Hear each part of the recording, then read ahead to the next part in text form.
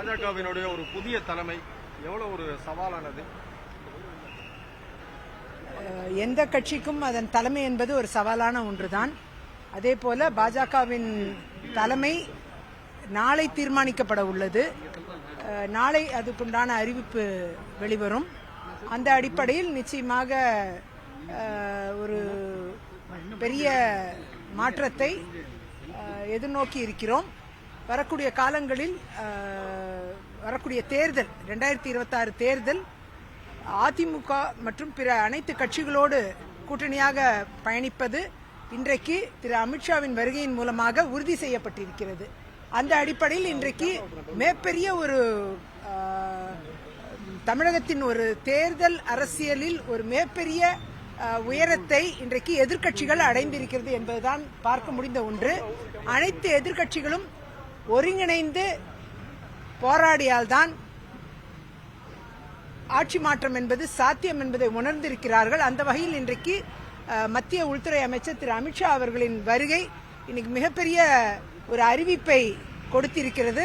தமிழ்நாட்டு அரசியலின் ஒரு முக்கியத்துவமான ஒரு மாற்றத்தை ஏற்படுத்தி இருக்கிறது. முக்கியத்துவமான ஒரு நாளும் கூட இன்றைக்கு.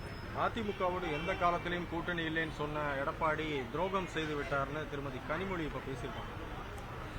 அவர்கள் திமுக இருக்கிறவங்க அப்படித்தான் பேசுவாங்க. அது எதிர்பார்த்த ஒன்றுதான். அந்த அளவில் இன்றைக்கு எதிர்க்கட்சிகள் ஒன்று கூடுவதை அவர்களால் சகித்துக் கொள்ள முடியவில்லை. அதுதான் உண்மை. ஆளும் தரப்பில் எதிர்க்கட்சிகள் ஒன்றிணைவதை தாங்க முடியாமல் இப்படிப்பட்ட வார்த்தைகளை கொட்டுகிறார்கள். அப்படிதான் பார்க்க வேண்டும். தேர்தலை சந்திப்பதற்கு பாஜகவுக்கு அதிமுகவினுடைய தேவை இருக்கிறது அப்படிங்கிறது. தமிழ்நாடை பொறுத்தவரை கூட்டணியாக தேர்தலை சந்திப்பது வழக்கமாக 50 ஆண்டு காலமாக இருந்து வரக்கூடிய ஒரு விஷயம்.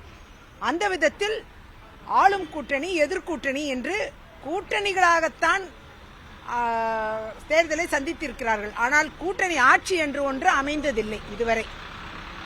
எப்படியாக இருந்தாலும் கூட்டணிகளாக இணைந்து பயணிப்பது தீர்மானிக்கப்பட்ட ஒன்றாக உறுதி செய்யப்பட்ட ஒன்றாக ஆகும் பொழுது அது நிச்சயமாக ஆளும் தரப்பில் வயிற்றுல புளிய கரைக்கும் அவங்களுக்கு. இது நடக்கிற விஷயம்தான், எதிர்பார்த்த ஒன்றுதான்.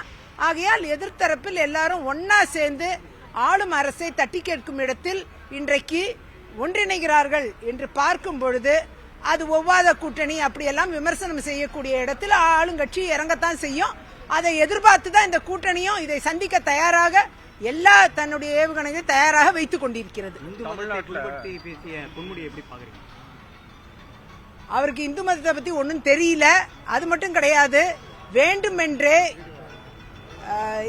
இந்து மதத்தின் கொள்கைகளை கொச்சைப்படுத்த வேண்டும் என்று திட்டமிட்டு அவர் அவதூறை பரப்பி வருகிறார். இதற்கு காரணம் அவர் மட்டும் கிடையாது, அவர் சார்ந்த திமுக கழகமும் கூட. அவர்களின் அடிப்படை விதை என்பது இன்றைக்கு அவர் மூலமாக விருட்சமாக வெளியில வந்திருக்கு. அவ்வளவுதான், அப்படிதான் அதை பார்க்க வேண்டும். ஆகையால் திமுகவின் கருத்தை தான் பொன்முடி அவர்கள் வெளிப்படுத்தி இருக்கிறார். ஒரு 50 ஆண்டு கால தமிழ்நாடு ஆட்சியில ஆட்சி அதிகாரத்தில் பங்குங்கிறது இல்ல. இப்ப நீங்க அந்த டிமாண்ட் வைக்கிறீங்களா? தேர்தல் நடந்து முடிந்த பிறகுதான் அதற்குண்டான பார்வை என்பது ஏற்படும். அதற்கு முன்னாடி அதை பத்தி பேச வேண்டிய அவசியம் இல்லைன்னு நான் நினைக்கிறேன்.